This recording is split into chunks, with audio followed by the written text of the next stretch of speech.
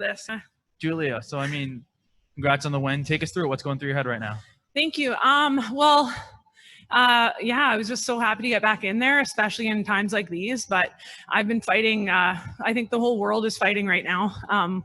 People are still, fighting because of the color of their skin, and that's been something that's been driving me to want to get back in the cage and do my job here, because there's a big fight right now on the planet, and good has to prevail. So it's kind of been a driving factor for me. So this is a fight that's bigger than yourself. Yes, way bigger. And I think we have a job to do as human beings, just being kinder to one another. And it's been, it's been something that I've been fighting for since the George Floyd murder. So.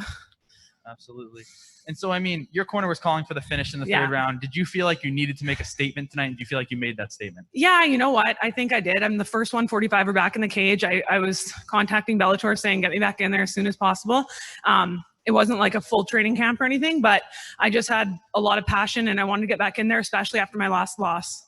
And I mean, when do you want to get back in there, and versus who? I'm assuming you want that Cyborg fight back. Hell yeah. Failure drives me. It's something that's motivated me my entire career. Before my last loss, I had gone 9 years undefeated, and I plan on going undefeated now. So yeah. And what do you think the roadmap is? Do you think it's an immediate rematch? Do you think you'll have to fight again? Kind of what are your thoughts?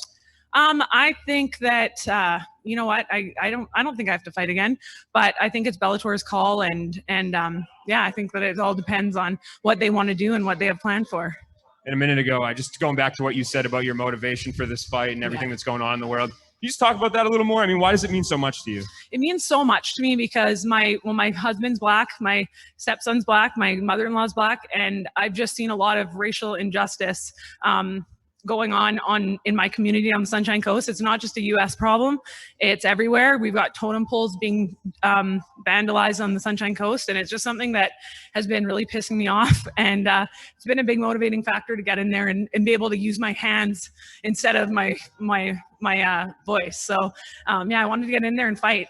Yeah, absolutely. And your platform too. I'm assuming that's something going forward. You're gonna preach. Yeah. Hell yeah. And I hope it doesn't continue to be a problem, and I hope it disappears, but as long as I'm fighting, I'll be fighting for that as well. Awesome. Thank you. Thank you. All right. First question goes to Giancarlo Alina. Hi, Julia. Congrats on the winning, getting back in the win column. Just what were your thoughts on Jessy Miele tonight as an opponent, and was there anything that surprised you? No, I knew how tough she was. I didn't take her lightly. I think that's I learned that lesson a long time ago in my Muay Thai career. When you take people lightly, it bites you in the butt. So I knew, I'd studied her. I knew what she was, and I knew she was bringing it. I knew she had a point to prove, especially after missing weight yesterday. Kevin Varghese. Hey, congrats on the great victory. One key question: the Tampa's watching tonight. Do you have a message for her? Are you coming back for the title? Absolutely, I'm coming back to the title.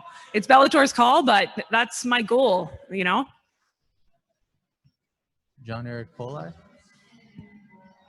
Hi, Julia. Congrats on the win. Thank you.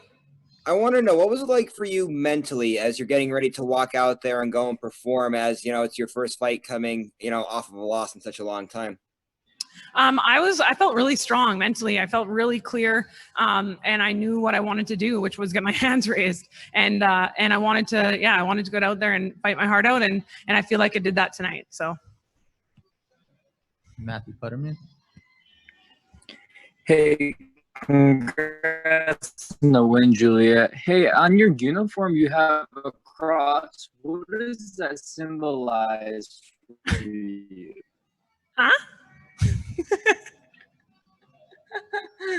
So, my cross? Yeah. Well, it symbolizes just fighting with the Holy Spirit and fighting the good fight. So it just keeps me reminds me to stay centered and not to get too angry or too riled up and too out of my zone.